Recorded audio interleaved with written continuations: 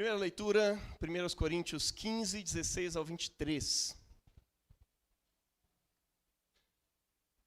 Se não há ressurreição dos mortos, então Cristo não ressuscitou. E se Cristo não ressuscitou, então a vossa fé é inútil e vocês ainda estão sob condenação por causa dos vossos pecados. Nesse caso, todos quantos morreram crendo em Cristo estão perdidos. E se a nossa esperança em Cristo é unicamente para esta vida, nós somos as pessoas mais miseráveis no mundo. Mas o fato é que Cristo ressuscitou. Mas o fato é que Cristo ressuscitou mesmo dentre os mortos.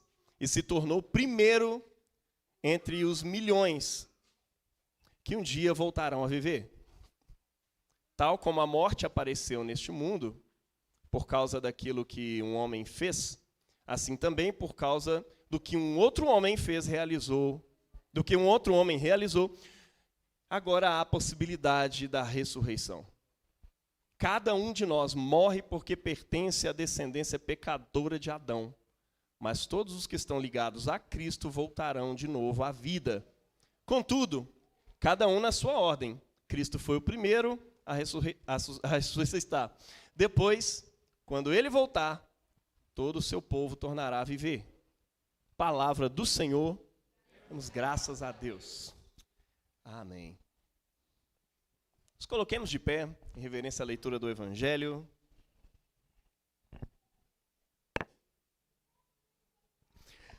Aleluia, aleluia,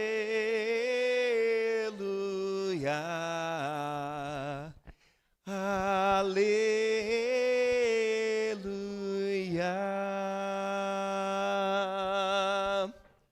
Porque me viste, creste? Bem-aventurados os que não viram e creram. Aleluia, aleluia,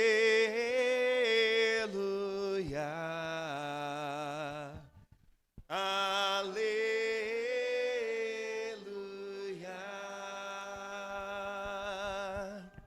Proclamação do Evangelho de nosso Senhor Jesus Cristo, segundo João. Glória a vós, Senhor. No primeiro dia da semana, Maria Madalena foi ao sepulcro de madrugada, sendo ainda escuro, e viu a pedra tirada do sepulcro. Correu, pois, e foi a Simão Pedro e a outro discípulo a quem Jesus amava, e disse-lhes: levaram o Senhor do sepulcro, e não sabemos onde o puseram. Então Pedro saiu com outro discípulo e foram ao sepulcro. E os dois corriam juntos, mas o outro discípulo correu mais apressadamente do que Pedro e chegou primeiro ao sepulcro. E abaixando-se, viu no chão os lençóis, todavia não entrou.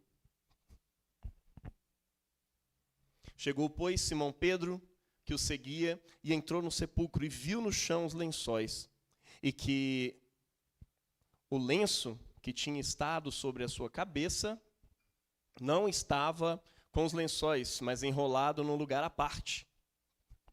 Então entrou também o outro discípulo, que chegara primeiro ao sepulcro, e viu e creu, porque ainda não sabiam a Escritura, que era necessário que ressuscitasse dentre os mortos. Tornaram, pois, os discípulos para a casa, e Maria estava chorando fora, junto ao sepulcro. Estando ela, pois, chorando, abaixou-se para o sepulcro. E viu dois anjos vestidos de branco, assentados onde jazera o corpo de Jesus, um à cabeceira e outro aos pés. E disseram-lhe: mulher, por que choras? Ela lhes disse: porque levaram o meu Senhor, e eu não sei onde o puseram. E, tendo dito isso, voltou-se para trás, e viu Jesus em pé, mas não sabia que era Jesus. Disse-lhe Jesus: mulher, por que choras? A quem buscas? Ela, cuidando que era o jardineiro, disse: Senhor, se tu o levaste, diz-me onde o puseste, e eu o levarei. Jesus lhe disse: Maria. Ela, voltando-se, disse-lhe: Rabone, que quer dizer mestre. Disse-lhe Jesus: não me detenhas, porque ainda não subi para o meu Pai. Mas vai para os meus irmãos e dize-lhes que eu subo para o meu Pai e vosso Pai, meu Deus e vosso Deus. Maria Madalena foi e anunciou aos discípulos que vira o Senhor e que ele lhes dissera isso. Chegada, pois, a tarde daquele dia, o primeiro da semana, e cerradas as portas onde os discípulos, com medo dos judeus, se tinham ajuntado, chegou Jesus e pôs-se no meio deles e disse-lhes: paz seja convosco. E dizendo isso, mostrou-lhes as suas mãos e o lado, de sorte que os discípulos se alegraram vendo o Senhor. Disse-lhes, pois, Jesus outra vez: paz seja convosco. Assim como o Pai me enviou, também eu vos envio a vós. E, havendo dito isso, assoprou sobre eles e disse-lhes: recebei o Espírito Santo. Aqueles a quem perdoardes os pecados lhes serão perdoados, e aqueles a quem os retiverdes lhes serão retidos. Ora, Tomé, um dos 12, chamado Dídimo, não estava com eles quando veio Jesus. Disseram-lhe, pois, os outros discípulos: vimos o Senhor. Mas ele disse-lhes: se eu não vir o sinal dos cravos em suas mãos, e não puser o meu dedo no lugar dos cravos, e não puser a minha mão no seu lado, de maneira nenhuma crerei. E 8 dias depois, estavam outra vez os seus discípulos dentro, e com eles Tomé. Chegou Jesus, estando as portas fechadas, e apresentou-se no meio e disse: paz esteja convosco. Depois disse a Tomé: põe aqui o teu dedo e vê as minhas mãos. E chega a tua mão e põe-na no meu lado. E não sejas incrédulo, mas crente. Tomé respondeu e disse: Senhor meu e Deus meu. Disse-lhe Jesus: por que me viste, Tomé? Creste? Bem-aventurados os que não viram e creram. Jesus, pois, operou também em presença de seus discípulos, muitos outros sinais, que não estão escritos neste livro. Estes aqui, porém, foram escritos para que creiais que Jesus é o Cristo, o Filho de Deus, e para que, crendo, tenhais vida em seu nome. Esse é o Evangelho do Senhor. Louvado sejas, ó Cristo. Queridos, podem se sentar. Nós estamos numa série de mensagens a respeito dos rudimentos da fé. A gente tem chamado isso de alicerces. E, enfim, o primeiro sermão foi a respeito do Pai, do Filho e do Espírito Santo, a Trindade, né? Estamos acompanhando aí nesses dias o credo apostólico. Então, a natureza do Pai, do Filho e do Espírito Santo. Aí depois, André trouxe também o sermão sobre a remissão dos pecados, né, e a comunhão dos santos, como sacramentos, inclusive, da igreja, né? E a Santa Igreja Católica. Hoje nós vamos falar um pouquinho sobre a esperança cristã. Creio na ressurreição do corpo e na vida eterna. E quem vai trazer essa palavra para a gente vai ser nosso irmão Léo. Queria chamar aqui na frente já de uma vez. Vamos orar por ele, agradecer a Deus pelo dom que ele tem sido aqui. Desde sempre, né, chegaram com toda a disposição em servir e abençoar essa igreja. A gente é muito grato por ter vocês aqui, né? Você e Joyce. Estenda suas mãos para cá. Pai, muito obrigado, Deus, pelo Léo, pela disposição dele de trazer a tua palavra aqui hoje. Fala com a gente através dele. Desde já nós abrimos o nosso coração para te ouvir, Senhor. Fala com a gente em nome do teu Filho amado, Jesus Cristo. Amém. Bom dia. Gente, eu acho que uma das coisas mais desafiadoras para um seguidor de Cristo é falar de Cristo. Porque Cristo é aquele que é o responsável pelo já e ainda não.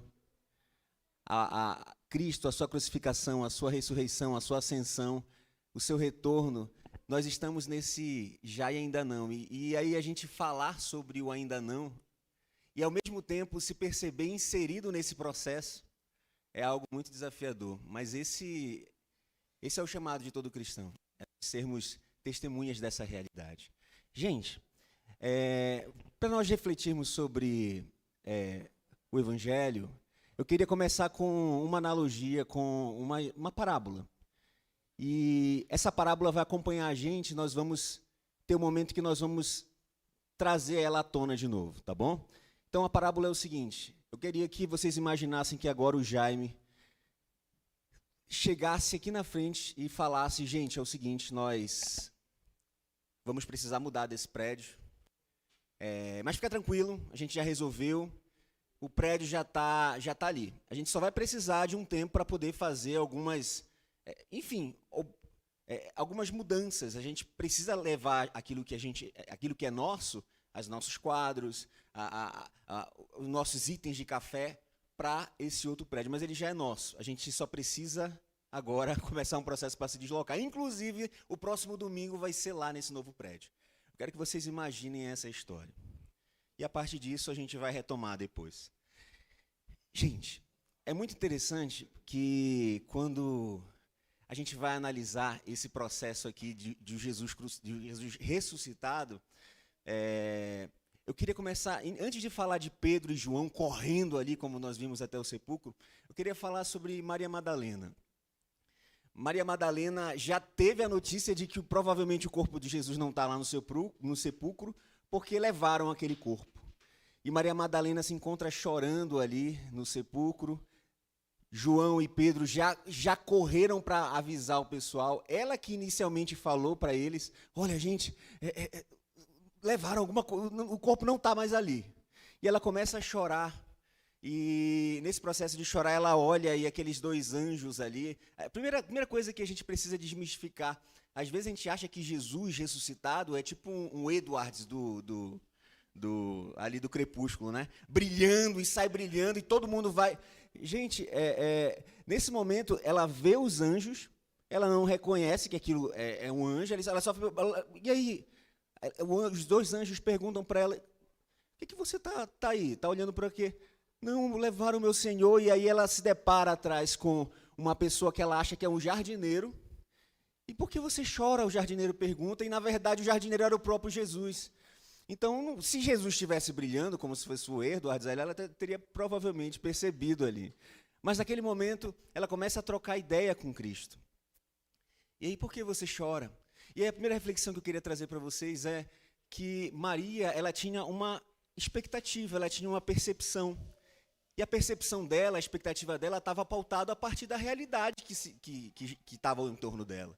A realidade que todo mundo estava comentando é que, sim, Cristo tinha sido crucificado, todo mundo percebeu, mas que levaram o corpo dele. Eles não estavam ligando os pontos, por exemplo, com os Salmos, que diz de maneira bem sucinta que Cristo vai ressuscitar. Mas eles não estavam ligando aqueles pontos. E aí Maria se depara com aquela situação e ela pousa as expectativas dela sobre aquilo. E ela começa a falar: jardineiro, se você me fala, você viu quem levou o corpo? Me fala que eu vou pegar de novo o corpo de volta e trazer para cá. Eu quero ficar perto do meu Senhor. E aí ele fala o nome dela, Maria. E aí ela vira e mestre. E aí começa imagina, você está se sentindo perdida. Aquele homem foi aquele que te libertou, aquele homem foi aquele que salvou a sua vida, que você seguiu, que você aprendia nos pés dele, que você se agarrava para ouvir a respeito dele, e aí naquele momento, quando ela vê que o mestre dela está vivo, ela só quer ficar agarrada nele. Não, ele já se foi perdido, mas Jesus, eu nunca mais vou deixar você se perder. É como se ela tivesse assim, eu não quero mais me desligar de você. E aí Jesus fala assim, não, calma. É como se ela estivesse falando assim, não me segure agora. Porque a promessa de Cristo é que a gente precisa desmistificar uma ideia de que a fé cristã ela é pautada apenas na cruz, ou de que ela é pautada apenas na ressurreição, ou de que ela é pautada na ascensão. É tudo isso. É como se o próprio evangelista João, quando você vai ler o evangelho, é como se ele estivesse trazendo todos esses elementos ao mesmo tempo. Ele consegue diferenciar cronologicamente, ele consegue trazer essa ideia, mas ao mesmo tempo é como se ele estivesse falando que era tudo parte de uma coisa só. E aí, o maravilhoso disso tudo é que quando Maria se encontra com Jesus, com Cristo crucificado, com Cristo ressuscitado, é como se ela tivesse sido apresentada a uma esperança. Então, ela tem agora diante dela aquela esperança. Mas, de uma certa forma, mesmo quando a gente é apresentado a uma esperança do Cristo ressuscitado, a gente pode repousar Beleza, a gente não está repousando uma semente, uma árvore sobre um lugar errado. A gente já recebeu aquela esperança, mas a gente pode deixar com que ramos cresçam para os lados que não é o objetivo daquilo.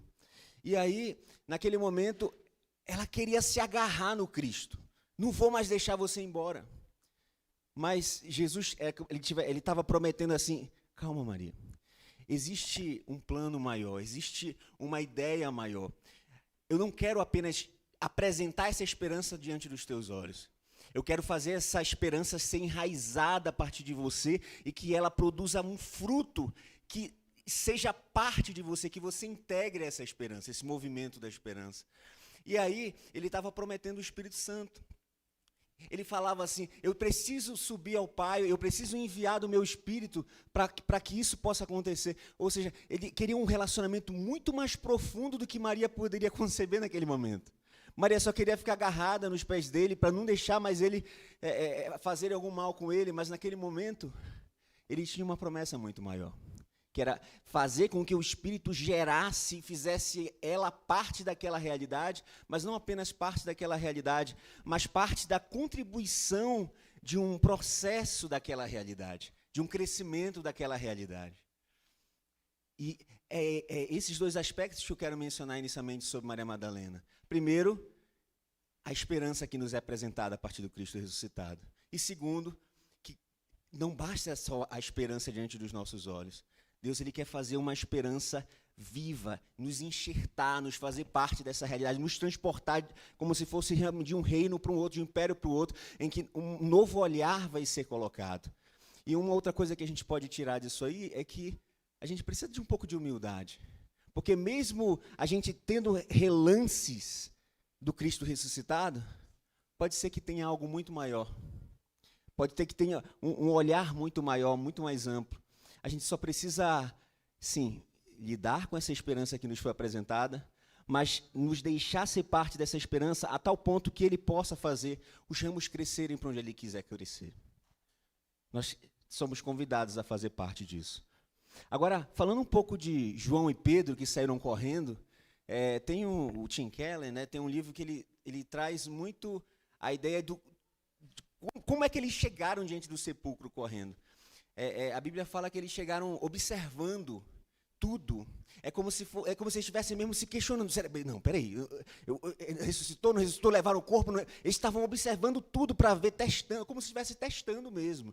Não, isso aqui não, mas o lenço. Tanto que o próprio João relata ali, os lenços, a posição. É como se ele estivesse inquirindo o que aconteceu de fato aqui.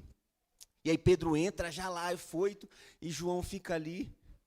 E eles observaram, aí a gente pode conjecturar, gente, mas são só conjecturas. A gente pode imaginar, por exemplo, se você andar atrás no Evangelho, você vai perceber que tem uma vez que Jesus ressuscita uma moça. Mas para ressuscitar essa moça, ele convida Pedro, Tiago e João. Pedro, Tiago e João viram Cristo transfigurado. Eu fico imaginando assim, eles olhando para aquilo, cara, não pode acontecer. O cara não ia roubar, ia dobrar o pano, essas coisas. Não, alguma coisa aconteceu de estranho aqui. E talvez, na lembrança deles, aquilo... então será que foi por isso que ele nos levou para ver aquela criança? Porque diante dele, a morte não tem mais o seu poder. Será que a morte realmente não tem o seu poder a tal ponto de que ele realmente venceu a morte? E a Bíblia fala aqui que João, ele creu naquilo. Ele creu naquela... Ainda não tinha visto o Senhor ressuscitado, mas ele simplesmente foi movido por aquilo. E isso é muito interessante. Porque, por exemplo, é como se Deus estivesse reconciliando todas as coisas. Ele está trazendo à tona. É como se ele estivesse dizendo assim, João, Pedro, lembra da nossa história? Lembra? Lembra que eu te mostrei? Lembra que eu já vinha te mostrando sinais de que a morte não tem poder diante de mim? E agora eu estou te mostrando a cartada final dessa realidade, que a morte de fato não tem poder sobre o meu corpo. E aí naquele momento eles creem. E aí eles, depois passa o tempo, e aí eles estão naquela sala, Tomé ainda não está naquela sala, mas Jesus aparece, mostra as marcas, e eles passam a ficar completamente alucinados por aquela realidade. Gente, de fato é uma realidade. Jesus não é um Edwards, não é um Gasparzinho. Jesus é alguém em carne e osso, de corpo, se apresentando. É uma realidade muito mais profunda do que a própria realidade que nós temos. O café que nós sentimos, o aroma que nós bebemos, é real, mas é muito mais real, é muito mais palpável, uma realidade sobre a qual toda a realidade subsiste.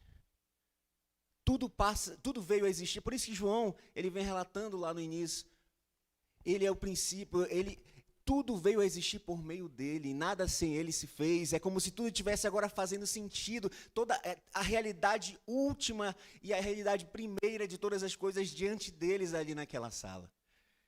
Se apresentando o seu corpo, apresentando não apenas essa esperança no ver, não apenas agora essa esperança no se sinta parte disso, mas agora essa esperança, eu tenho uma missão para vocês. O meu espírito, ele vai vir sobre vocês para comissionar vocês, para dirigir vocês. É uma esperança que não apenas vem de fora para dentro ou se enjaula aqui dentro de nós, mas é uma esperança que nos orienta. A esperança não é um objeto que você usa para exercer a sua fé. A esperança é uma realidade que advém de Cristo Jesus ressuscitado. E a partir dessa realidade, nós somos movidos, nós somos levados por meio do seu Espírito. Nós somos guiados, nós somos orientados, nós somos consolados, nós edificamos uns aos outros, nós partimos o pão, nós vivemos um com Ele. E aí, Tomé, é interessante que aí Tomé fala, né? Ele diz assim que não, se eu não tocar ali, ele não vai acontecer nada, não vou acreditar. E aí Jesus aparece novamente no outro dia para ele, e é interessante porque tem muitos quadros que mostram Tomé tocando, né? Mas a Bíblia não fala que Tomé tocou. Se você ler com cuidado, você vai perceber que Jesus fala para ele, Tomé, toca aqui. E aí ele fala, Senhor meu, Deus meu, e aí ele começa a se render, mas ele não toca. É como se Jesus estivesse fazendo o seguinte, é como se Jesus estivesse mostrando, eu estou presente, Tomé, eu estou contigo, eu estou em todo esse tempo, eu estou nessa realidade inserido, eu ressuscitei dessa realidade, eu conheço todas as coisas me foram confiadas, Tomé. A partir de agora, é como se ele dissesse, ninguém me contou que você disse que só ia crer se tocasse. Eu sei o que você disse, eu estou com você, eu estou aqui. Eu faço parte dessa realidade. Eu estou reconciliando essa realidade. Eu estou aqui. E não apenas agora em que você está me vendo. Eu estou aqui desde sempre. Eu estou ouvindo o que você disse para eles. Quando Jesus fala, toca aqui, é como se ele estivesse dizendo, eu ouvi quando você disse isso para os seus irmãos. Eu estou aqui. Tanto que Jesus, depois ele promete, eu estarei convosco todos os dias até a consumação dos séculos. Ele só está explanando para eles uma realidade que já é. Ele está. E aí Tomé se entrega, ele se rende. O único que poderia saber que eu falei isso era ele. Como ele ouviu isso? Ele é o meu Senhor, ele é o meu Deus. E aí ele se entrega completamente. Então é muito interessante a gente pensar como é que os discípulos eles reagem diante do Cristo ressuscitado. Se pudesse, sei lá, pensar num tema para ajudar a guardar essa mensagem é diante do Cristo ressuscitado. Diante do Cristo ressuscitado, a gente é apresentado para uma nova esperança. Diante do Cristo ressuscitado, a gente tem essa esperança fazendo parte da gente. Diante do Cristo ressuscitado, não apenas essa esperança faz parte da gente, mas ela nos direciona e nos comissiona. Um outro texto que nós vimos lá em Coríntios é interessante porque é Paulo escrevendo. E quando a gente analisa a vida de Paulo, o Paulo também teve um encontro com Cristo crucificado, com Cristo ressuscitado. E às vezes muito se discute, é a teologia de Paulo, é a teologia do corpo, nós somos isso, nós somos aquilo, é como se nós somos membros disso tudo. Mas pensa comigo, de onde Paulo tirou isso? De onde Paulo tirou essas ideias? Que Pedro até chegou a falar, não, mas às vezes eu não consigo entender muito ele. Ele fala de um negócio, mas de onde Paulo tirava todas essas ideias de ser membro, de ser isso, de ser aquilo, enxertados? De onde ele falava isso? Ele falava do encontro dele com o Cristo ressuscitado. Porque diante do Cristo ressuscitado, o Cristo ressuscitado falou assim, por que tu me persegues? Como assim? Você está perseguindo os meus irmãos, eles são parte do meu corpo. Você está me perseguindo. E ele entendeu aquilo no encontro com o Cristo ressuscitado. Ele entendeu que nós somos partes integrantes dele. E que tudo que acontece em nós tem uma conexão com ele. Que tudo que aconteceu nele tem uma conexão com a gente. Nós somos um nele. Então toda a teologia de Paulo, ela nasce do encontro dele com o Cristo ressuscitado. E a gente precisa parar para perceber na nossa vida de que forma o Cristo ressuscitado, ele dá vida para a nossa forma de caminhar, para a nossa forma de ver, para a nossa forma de ouvir, para a nossa forma de falar, de lidar. A gente precisa repensar a forma como a gente é afetado pelo Cristo ressuscitado.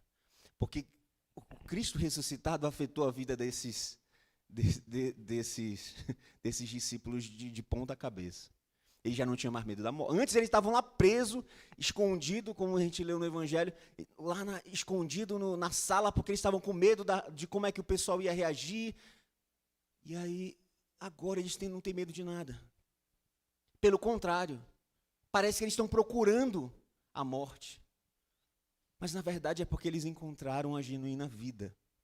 É como se o salário do pecado é a morte, é como se nós estivéssemos vivendo dentro de uma prisão. Toda a criação, tudo foi aprisionado numa realidade chamada morte.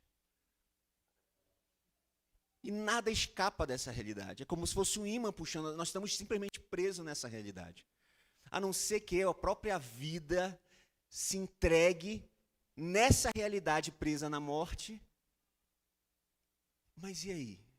Se ela está presa ali na morte, acabou. E é isso que tem a ver com o texto que Paulo escreveu ali no que a gente leu na nossa leitura. A nossa confiança está no Cristo ressuscitado. Nós falamos aqui, ao longo, todo domingo nós falamos. Na nossa sociedade, nós depositamos na cruz de Cristo. E aí no final a gente fala, a nossa esperança está no Cristo ressuscitado. Porque é o Cristo saindo da prisão da morte, sendo ressuscitado, que escancara para tudo. Agora uma nova vida. Agora uma nova realidade. Agora uma nova, digamos assim, prisão.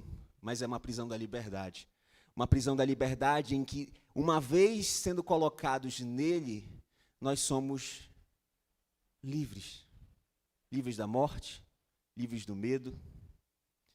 Então, se ele ressuscitou, e ele foi o primogênito dessa realidade, que saiu dessa prisão de morte, agora nós somos vocacionados a entendermos como parte integrante desse corpo.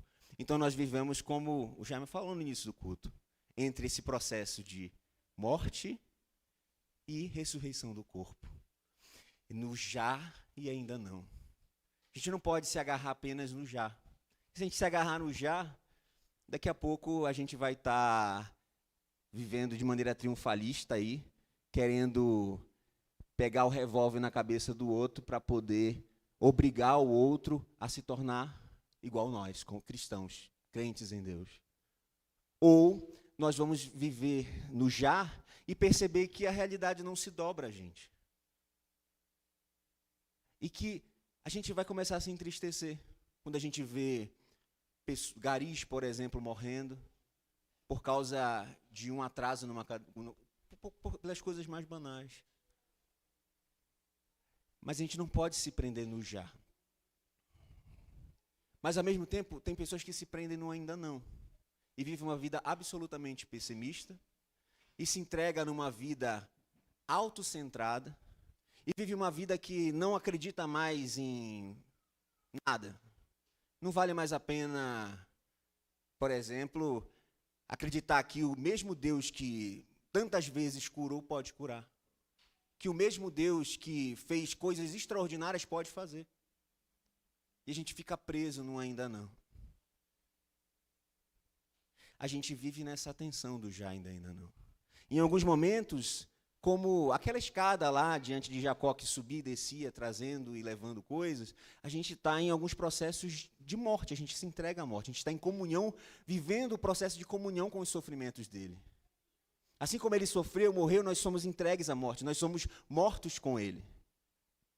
E nos entregamos e sacrificamos a nossa vida em prol do amor, em nome dele, morrendo. Mas, ao mesmo tempo, trazendo vida, vivificando, vivendo um processo de promoção dessa esperança. Ou seja, uma esperança que não apenas fica nos nossos olhos, que não apenas fica alojado, que não apenas se direciona para fora, não apenas nos move, e não apenas nos comissiona, mas uma esperança que realmente reconcilia, que realmente traz vida. É como uma gestação, gente. Você não vê ainda o rosto pleno daquela criança, mas ele está chutando por dentro. Ele está trazendo sinais. Ele já é real, ele já está ali. É nós vivermos esse já ainda não. É nós promovermos, uma vez estando nele, promovermos os chutes gestacionais dessa nova vida que já estamos inseridos. Não é uma vida que nós vamos ser inseridos. O Nietzsche, ele criticava muito os cristãos por causa disso, porque os cristãos eles sempre viviam num futuro, na expectativa de uma coisa que vai acontecer. Mas talvez foi a experiência que ele teve com os cristãos ao redor dele. Porque a fé cristã, ela é pautada, na verdade, em uma entrega agora, no já, porque foi isso que Cristo fez. Tende em vós o mesmo sentimento que havia em Cristo Jesus, que a si mesmo se entregou. Nós somos convocados a, como sementes, morrer,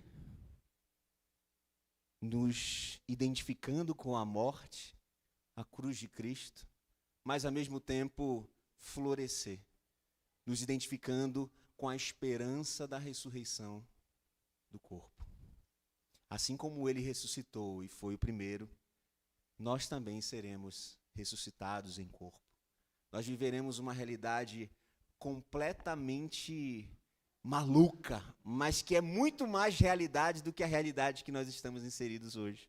Porque a realidade que nós estamos inseridos é uma realidade marcada, corrompida, que se deteriora no processo. Mas a nossa esperança é de que o Cristo Verbo do princípio, sobre o qual todas as coisas existiam, e quando tudo se perdeu na realidade, quando ele se entregou em meio a essa perdição, se fez maldição por nós, e aí ele morreu e ressuscitou, é como se nós estivéssemos sendo cercados por inteiro. Então, em Cristo, não tem 1 centímetro, 1 milímetro, nada, não existe nenhum espaçozinho em que você não seja afogado pela esperança. Nós somos seres que andamos aí afogados pela esperança. Essa é a vocação cristã. É andarmos em morte, em vida, anunciando o Cristo ressuscitado, por meio do seu Espírito que nos vivifica, convictos de que o mesmo que morreu, ressuscitou, ascendeu, derramou do seu Espírito, há de completar isso retomando e nos transformando tudo, reconciliando tudo, inclusive o nosso corpo. Amém? Vamos orar? Pai, somos gratos a Ti, Pai. Somos gratos pelo Teu grande plano, pelo Teu mistério, Senhor. mas nos ensina, Senhor, a fazer como Estevão, Senhor, que viveu uma vida e morreu uma vida diante do Cristo ressuscitado, que olhou e viu Cristo ressuscitado mesmo diante da morte. Como é que homens tão comuns, Senhor, viviam uma vida sem medo, viviam uma vida mesmo sem saber que iam ser trasladados daqui para lá, mesmo sem saber se eles iam ser libertos ou não, mas eles viviam uma vida completamente afogada de esperança. Que a gente possa, como Maria, ver sim essa esperança, mas também, como Maria, perceber essa esperança aqui dentro, uma esperança muito maior, que nos direciona, que nos irrompe, que, como fez com Paulo, nos impulsiona, nos comissiona a genuinamente florescer. Que a gente possa, em cada circunstância da nossa vida, morrer cheios de esperança, viver cheios de esperança, por causa daquele que vive, em nome do teu Filho amado, Cristo. Amém.